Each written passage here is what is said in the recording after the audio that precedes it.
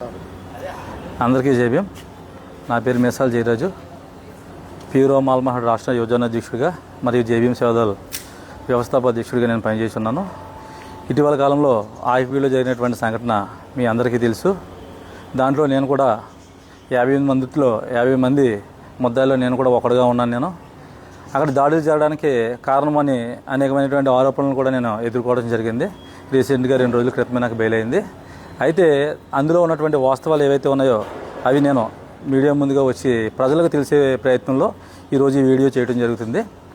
విషయం ఏంటంటే, ఆ రోజు వాస్తవానికి ఇస్మాయిల్ అనే వ్యక్తి నాకు ఆ రోజు టవర్ ఎక్కేశారు కదా, టవర్ ఎక్కిన రోజు అతనికి నాకు మొదటి పరిచయము.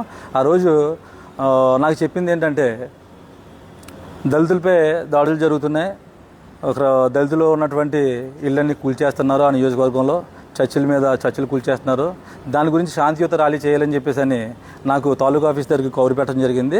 శాంతియుత ర్యాలీ అని చెప్పేసి అంటే సరే మన వంతుగా నేను దళిత నాయకుడిగా నేను ఉన్నాను కాబట్టి అనేకమైనటువంటి ఉద్యమాల్లో నేను ఉన్నాను. 13 సంవత్సరాలుగా మా దళితులపై ఎక్కడ అన్యాయం జరిగినా, ఎక్కడ దాడులు జరిగినా సరే కూడా నేను వెళ్ళడం జరుగుతుంది.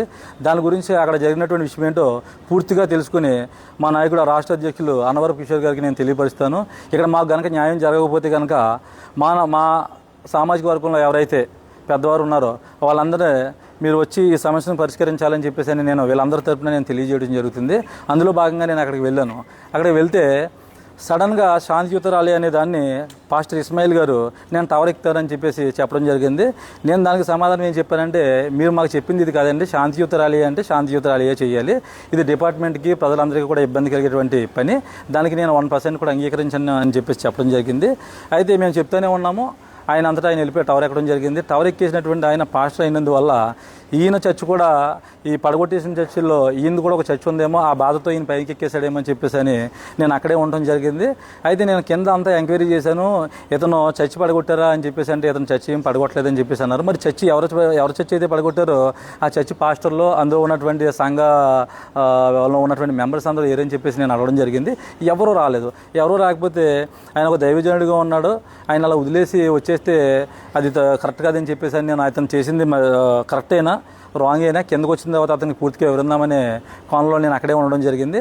కిందకి వచ్చేటప్పుడు ఆయన పైనుంచి ఏ విధంగా వచ్చాడంటే, ఒక ఇండియాకి ఏదో ఒలింపిక్స్కి వెళ్ళి ఏదో మెడల్ తీసుకొచ్చినటువంటి వ్యక్తి ఏ విధంగా వస్తాడో పైనుంచి నినాదాలు చేసుకుంటూ ఒక 2 స్టెప్పులు దిగుతూ అది భయంకరంగా ఒక రకమైనటువంటి హేళనగా నినాదాలు చేస్తూ అతను కిందకు రావడం జరిగింది. ఆ తర్వాత మేము వచ్చేసాము. ఆ రోజు అక్కడితో అది ముగిసిపోయిన తర్వాత మన కోపెలలో ఏదో చర్చిని ఏదో పడగొట్టేయడానికి ప్రయత్నిస్తున్నారని చెప్పేసి అని ఆ రోజు అక్కడ ఉన్నటువంటి ప్రాంతంలో ఉన్నటువంటి కుర్రోళ్ళు నాకు ఫోన్ చేశారు. నేను స్థానికంగా లేకపోయేసరికి తెల్లవారి కలెక్టర్ ఆఫీస్లో రిప్రజెంటేషన్ ఇవ్వడానికి మేము అందరూ వెళ్తున్నామని చెప్పేసి నాకు తెలిస్తే నేను అక్కడికి వస్తున్నానని చెప్పాను. అయితే పాస్టర్ ఇస్మాయిల్ గారు ఏరని చెప్పేసి అంటే అతను హౌస్ సర్చ్ చేశారని చెప్పేసి అక్కడ ఉన్నటువంటి వ్యక్తులు అందరూ చెప్పారు. అయితే సడన్గా కలెక్టర్ గారికి రిప్రజెంటేషన్ ఇవ్వడానికి వెళ్ళే ముందుగా ఒక కాల్ వచ్చింది. ఆ కాల్ ఏంటంటే, ఉండి ఎస్ఐ గారు మన ఇస్మాయిల్ గారిని కొట్టేసి స్టేషన్కి లాక్కెళ్ళిపోయారని చెప్పేసి అని చెప్పడం జరిగింది. అయితే మేమందరం కాల్ స్టేషన్కి వెళ్దామని చెప్పేసి బయలుదేరితే అతనికి గవర్నమెంట్ హాస్పిటల్కి తీసుకొచ్చారని చెప్పేసి చెప్పారు. అయితే అతనికి నిజంగా ఎస్ఐ గారు కొట్టారా లేదని చెప్పేసి నేను ఎంక్వైరీ చేస్తే అక్కడ ఎస్ఐ గారు కూడా అక్కడే ఉన్నారు. లేదండి అంతా నేను అలా ఏం చేయలేదని చెప్పేసి ఆయన చెప్పడం జరిగింది. లోపలికి వెళ్ళిన తర్వాత మేము కూడా అతన్ని ఏదైనా ఇబ్బంది పెట్టారా ఏంటంటే, మేము ప్రెస్ మీట్ పెట్టి దీని గురించి వివరంగా మాట్లాడతాం, కేసు పెడదామని చెప్పేసి అని నేను రాజేష్ ఖన్నా గారు మాట్లాడితే, అలా కాదు నా ఛాతి మీద నొక్కేసి నాకు ఊపిరాడకుండా చేసి నన్ను భయభ్రాంతులకు గురి చేశారు, నన్ను కదలనివ్వలేదు, నేను అస్వస్థతకు గురయ్యానని చెప్పేసి అని ఆయన రకరకాల మాటలు చెప్పడం జరిగింది. అయితే మేము బయటకు వచ్చిన తర్వాత అతను లోపల అప్పటి వరకు నోటంటా కూడా మాట రాలేనట్టుగా అతను మాట్లాడి సడన్గా ఒకేసారి వాళ్ళ అమ్మాయి రావటం, యూట్యూబ్ ఛానల్ ఏదో వాళ్ళకి యూట్యూబ్ ఛానల్ ఉంది ఏపీసీపీఐ మీడియా అని చెప్పేసి అని ఆ ఛానల్ ఆన్ చేసిన తోటే ఈ ఎమ్మెల్యే క్రూరుడు, ఈ ఎమ్మెల్యే దుర్మార్గుడు అని చెప్పేసి అని రకరకాలుగా అతను నినాదాలు చేస్తూ పెద్ద పెద్ద కేకలు పెట్టడం మేము చూసాం. అయితే అతని ఇంటెన్షన్ ఏంటంటే, ఏం చేయమంటారు ఏంటంటే అని చెప్పేసి అంటే ఆల్రెడీ డాక్టర్ రిపోర్ట్స్ వచ్చేసినాయి, అతనికి ఏం కాదు, బీపీ డౌన్ అయింది, అతను ఏ విధంగా కూడా గాయపడలేదని స్కానింగ్ కూడా చేసేసారు. అయితే నేను ఆకివీడులో పెద్దపేటలో ఉన్నటువంటి కుర్రోళ్ళందరినీ పెద్దలందరినీ పిలిచి, ఏమంటే ఇతను పక్కన కానీ నిలబడితే కనుక రేపు పొద్దున్న ఈ ఎఫెక్ట్ అంతా మన ఆకివీడు పెద్దపేట ప్రజల మీద పడిపోద్ది, ఎందుకంటే ఎస్ఐ గారిని మీద బ్లేమ్ చేయడానికి లేకపోతే ఎమ్మెల్యే గారిని డిగ్రేడ్ చేయడానికి చేసే ప్రయత్నం లాగా ఉంది. మనకి విషయం ఏదైతే ఉందో దాని గురించి మనం పోరాడదామో, ఇది మనకు వద్దని చెప్పేసి అక్కడ పెద్దలకి, అక్కడ రాజేష్ ఖన్నా గారికి అందరికీ అందరికీ చెప్పడం జరిగింది. ఆ రోజు అయిపోయింది. వాళ్ళ ఇంట్లో కుటుంబ సభ్యులందరూ కూడా ఇంతమంది వచ్చి మీరు రాస్తారోకో చేయలేకపోయారు, ధర్నా చేయలేకపోయారు, మాకు న్యాయం చేయలేకపోయారు అని చెప్పేసి వాళ్ళు ఎదురు మన రాజేష్ ఖన్నా గారి మీద దెబ్బలాడడం కూడా జరిగింది.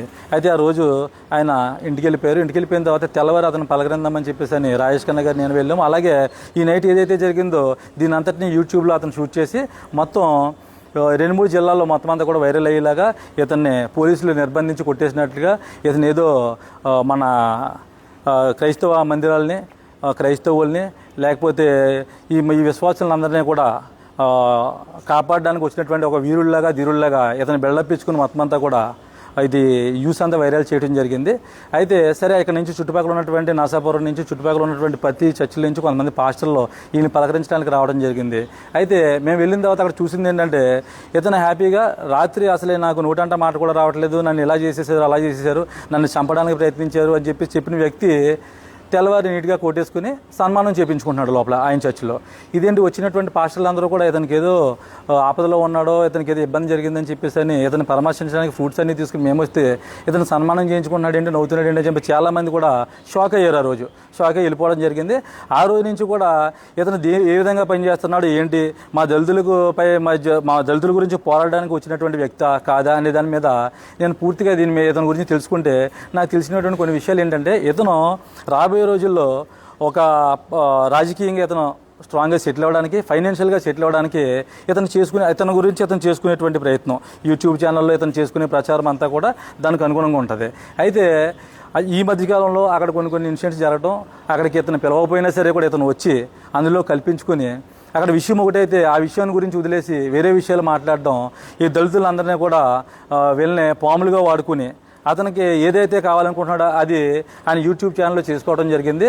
అయితే నేను ఇస్మాయిల్ గారికి ఈరోజు మీడియా పూర్వకంగా నేను చెప్పేది ఏంటంటే, ఇస్మాయిల్ గారు మా దళితుల్లో ఎవరో కూడా అంత అజ్ఞానులు ఎవరో లేరు. కాదంటే మాలో ఉన్నటువంటి బలహీనత ఏంటంటే మేము కష్టంలో ఉన్నప్పుడు ఎవరైనా ఏ నాయకుడైనా సరే వచ్చి మీకు నేను మేలు చేస్తానని చెప్పేసి అంటే గుడ్డిగా వాళ్ళని నమ్మటం అనేది మా దళిత సామాజిక వర్గంలో ఉన్నటువంటి బలహీనత. ఆ బలహీనతనే మీరు క్యాష్ చేసుకుని ఈరోజు మేమందరం కూడా ఆ రోజు అక్కడ సమస్య ఏదైతే ఉందో దాని గురించి మాట్లాడామో, దాని గురించి పోరాడమే తప్పించి నేను మాట్లాడిన వీడియోలో ఎక్కడ కూడా ఎమ్మెల్యే గారిని ఒక్క మాట కూడా అతని పర్సనల్ విషయాలు కానీ ఏదైనా తీసి మాట్లాడలేదు. అయితే నేను ఇలా ప్రశ్నించడం కూడా జరిగింది. మనం ఇక్కడ గొంతేలమ్మ గుడి కావాలంటున్నారు, రామాలయం వద్దని చెప్పేసి అన్నారు. వీళ్ళందరి తరపు నుంచి ఆ గుడి మాకు కావాలని చెప్పేసి అని మేము ఎమ్మెల్యే గారిని చేసే ప్రయత్నం చేయాలి, కానీ అతని పర్సనల్ విషయాలు మీరు ఎందుకు మాట్లాడుతున్నారని చెప్పేసి నేను చెప్పడం జరిగింది. ఆయన అయినా సరే వెనుకోకుండా ఈ గొంతెలమ్మ గుడి కట్టించాలనే విషయాన్ని మొత్తాన్ని పక్కన పెట్టి సబ్జెక్ట్ని ఆయన ఏదేదో మాట్లాడటం, దానివల్ల ఎమ్మెల్యే గారు ఈ విషయం మా అందరి మీద కూడా అతనికి వ్యతిరేకంగా మేము పనిచేస్తున్నామని చెప్పేసి అని ఆయన అనుకోవటం, ఈ రోజు జరిగినటువంటి అరెస్టులు అన్నిటికీ కారణం ఇదే అని నేను అనుకుంటున్నాను. నేను ఈ పార్టీకి పనిచేశాను. ఈ పార్టీ కూటమి ప్రభుత్వానికి నేను మా గునిపీడి నుంచి నేను పనిచేశాను. యువకాలం టైంలో లోకేష్ గారు మా గునిపూడి ప్రాంతం మీదకి వెళ్తే అంతకంటే ముందు పవన్ కళ్యాణ్ గారు వచ్చారు, ఆయన మీద చెప్పులు చూపించారు, చెప్పులు వేశారు. అది తప్పు. ఈ రాష్ట్రంలో తిరిగే హక్కు ఎవరికైనా ఉంది. ఆయన పార్టీలో ఆ పార్టీ అధినేతగా అతన్ని తిరిగే హక్కు ఆయనకు ఉంది. అతన్ని అలాగా విమర్శించడం కరెక్ట్ కదని చెప్పినటువంటి మొదటి వ్యక్తిని, అదేవిధంగా లోకేష్ గారి మీద రాళ్ళు వేసినప్పుడు కూడా అది తప్పు అని చెప్పేసి అని ఆ ప్రాంతం నుంచి నేను వాయిస్ ఇచ్చినటువంటి మొదటి వ్యక్తిని. ఆ రోజు మార్నింగ్ ఇంటెలిజెన్స్లు కూడా మా ఇంటికి వచ్చారు. ఈరోజు మా దగ్గర ఈ ఇన్ఫర్మేషన్ ఉంది, లోకేష్ గారి మీద దాడి చేస్తారని చెప్పేసి అనుకుంటున్నారని చెప్పేసి అంటే ఇంటెలిజెన్స్ అందరికీ చెప్పాను. ఏమంటే ఆ పార్టీలో కార్యకర్తలు చాలామంది ఉన్నారు. మా నాన్న, మా చిన్న వాళ్ళందరూ కూడా టీడీపీ ఫాలోవర్స్ వాళ్ళందరూ కూడా టీడీపీ అంటే చాలా పిచ్చాలకే, లోకేష్ గారి మీద దాడి చేస్తే ఊరుకునేటువంటి మనుషులు ఎవరో లేరని చెప్పాను.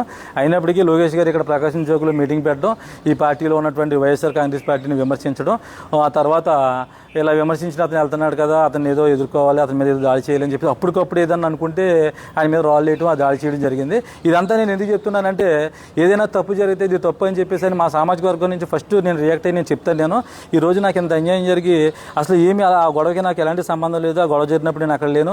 ఆ కేసులో నన్ను ఇరికిస్తే నేను కోళ్ళ నాగేశ్వర గారికి చెప్పాను. నేను ఇంకా ఈ పార్టీలో ఉన్నటువంటి చాలామందికి నేను చెప్పుకున్న 1% కూడా నాకు తప్పులేదు, మీరు ఎక్కడికి రమ్మంటే అక్కడికి వస్తాను, నా పేరు పెట్టారు, ఇది అన్యాయం అని చెప్పి చెప్పడం జరిగింది. ఏ ఒక్కరు కూడా పట్టించుకోలేదు. నా వాదన ఏ ఒక్కరు కూడా వినలేదు. అయితే ఆ బాధతో నేను ఈరోజు చెప్తున్నాను, ఆ పార్టీకి నేను ఇష్టడుగా పనిచేసి కూడా నేను ఎవరో ఒక ఇస్మాయిల్ అనేటువంటి వ్యక్తి అతను స్వలోభం కోసం చేసుకున్నటువంటి పని వల్ల ఈరోజు నేను ఈ కేసులో ఉండడం జరిగింది. ఇది చాలా అన్యాయం. ఇస్మాయిల్ గారు చెప్తున్నాను, ఇక నుంచి మీ ఆటలు కొనసాగవు. ఎట్టి పరిస్థితులు ఏదైనా సరే కూడా మీరు ఎక్కడ ఈ కోణంలో మీరు ప్రయాణం చేస్తే మా దళితుల్ని బట్టి అడ్డం పెట్టుకుని మీరు రాజకీయంగా ఎదగాలి, ఫైనాన్షియల్గా సెటిల్ అవ్వాలనుకుంటే కనుక మీకు మొట్టమొదటిసారిగా ఎదురుండే వ్యక్తిని నేనే అని చెప్పేసి ఈ సందర్భంగా మీకు తెలియజేస్తున్నాను. అయితే ఈ కేసు అయిన తర్వాత 58 మంది కొంతమంది పారిపోయారు, కొంతమంది ఇంకా జైల్లో ఉన్నారు. మా ఇబ్బందుల్లో మేము ఉన్నాము. తర్వాత దేవుడి దయ వల్ల మా కొంతమందికి బెయిల్ వచ్చింది. బెయిల్ వచ్చిన తర్వాత రాజేష్ కన్నయ్య గారు కొంతమంది ముందుగానే బయటకు వచ్చారు.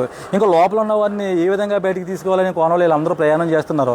చేతండి ఇస్మాయిల్ గారు మాత్రం ఏదో లోపల నుంచి సబ్ జైలు నుంచి బయటకు వచ్చేటప్పుడు వెకిలిగా నవ్వుకుంటూ వస్తే ప్రజలు కొంతమంది అడగడం కూడా అతనే అడిగిపించుకున్నాడు. అది ఏంటి మీరు లోపల నుంచి మీకు బాధ లేదంటే నేను తప్పు చేయలేదు కదా అని చెప్పేసి నేను ఏదో సాధించినట్టుగా ఆ రోజు టవర్ మీద ఏ విధంగా అయితే దిగారో టవర్ మీద నుంచి అదే విధంగా ఆయన దిగారు. అయితే ఆయనకంటే ముందు జైలు నుంచి ఆయన ఇంటికి వచ్చే దానికంటే ముందు లక్షల రూపాయలు వచ్చి ఇంట్లో పడిపోతే ఆయన నవ్వకుండా ఏం చేస్తాడో.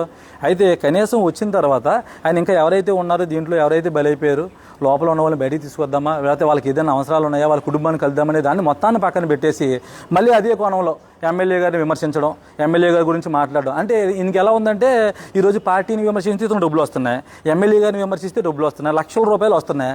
మరి ఈయన ఇంకా మా గురించి ఎందుకు మాట్లాడతాడు? అలా మా వ్యక్తి కాదు కదా, మా సామాజిక వర్గానికి చెందినటువంటి వ్యక్తి అయితే అయ్యో మా అన్నదమ్ములు నా వల్ల బలైపోయారు, లేకపోతే వీళ్ళకి ఇబ్బంది ఉంది, వీళ్ళకి నేను సహాయకుడిగా ఉండాలని చెప్పేసి ఆయన ఆలోచిస్తారు. అని దీనికి మాకు ఆయనకి సంబంధించినటువంటి వ్యక్తి ఆయన రాజకీయంగా వెళ్ళడం కోసం మమ్మల్ని అడ్డం పెట్టుకుంటున్నాడు అనుకోవడానికి ఇది ఒక నిదర్శనం. అయితే ఇస్మాయిల్ గారికి మళ్ళా చెప్తున్నాను నేను, ఎందుకంటే ఈరోజు నేను ఇంతకు ముందు ఈ కేసు జరగకముందే నేను మీకోసం మాట్లాడాలి. అయితే ఇస్మాయిల్ గారి గురించి ఇలా మాట్లాడితే అమ్ముడిపోయాడని కొంతమంది, లేకపోతే నేను కూడా రకరకాల మాట్లాడుకుంటారు. ఇప్పుడు నేను ఇంకా అన్నిటి గురించి ఎవరో ఏదో మాట్లాడుకునే మాటల గురించి ఆలోచించే పరిస్థితిలో నేను లేను. ఇంకా నేను ఎందుకు చెప్తున్నానంటే మీలాంటి వాళ్ళ వల్ల ఇంకా మేము మా దళితులు బలి అవ్వకుండా ఉండాలి, మీ నిజస్వరూపం తెలియాలని చెప్పేసి నేను తెలియజేస్తున్నాను. ఇది మాత్రం శాంపుల్ మాత్రం, ఎందుకంటే మీ గురించి నేను పూర్తిగా కూడా చెప్పలేదు. ఇంకా నేను మీ గురించి ఇంకా ఇంకా చెప్పాల్సిన విషయాలు చాలా ఉన్నాయి. నేను ఖచ్చితంగా ఎవరినైతే అడ్డం పెట్టుకుని ఎవరికైతే బెయిల్ తేవాలి, ఎవరినైతే బయటికి తీసుకురావాలి, అక్కడ మనం నిత్యావసర వస్తువులు పెట్టాలని చెప్పేసి అని మీరు కాకమ్మ కౌరులను చెప్పుకుంటూ దుబాయ్లోనూ కత్తలో ఉన్నటువంటి వాళ్ళ దగ్గర, మీ సంఘస్థుల దగ్గర, పాస్టర్ల దగ్గర మీరు ఎంత డబ్బు అయితే తెచ్చుకున్నారో అంతా మాకు తెలుసు. అయితే అన్నింటిని కూడా నిరూపిస్తాను. అయితే మీకైతే మాత్రం ఇంకా ఎలాంటి అవకాశం కూడా మా దళితుల దగ్గర వచ్చే అవకాశం మీకు 1% కూడా ఇవ్వనని చెప్పేసి అని తెలియజేస్తున్నాను. జై భీమ్.